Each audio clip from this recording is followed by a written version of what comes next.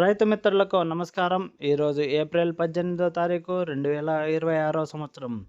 ఈరోజు అనంతపురం మార్కెట్లో మళ్ళీ రేట్లు పెరిగాయా మరి తగ్గాయా అనే వివరాలైతే ఈ వీడియోలో తెలుసుకునే ప్రయత్నం అయితే చేద్దాం.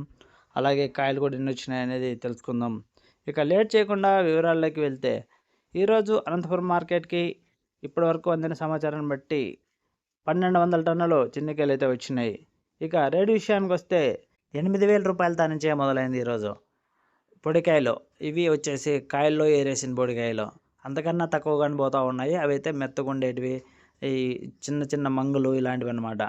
ఇక బాగున్న కాయల విషయానికి వస్తే ఈరోజు 15,000 రూపాయల నుంచి 25,000 వరకు టాప్ బి గ్రేడ్ కాయలు, అంటే మీడియం సైజు ఉండి అక్కడక్కడ చిన్న చిన్నవి ఏమన్నా గారె ఇలాంటివి ఉండేటివి అనమాట, కొంచెం కొంచెం లైట్గా అనమాట. అలాంటివన్నీ 25,000 వరకు పోతూ ఉన్నాయి.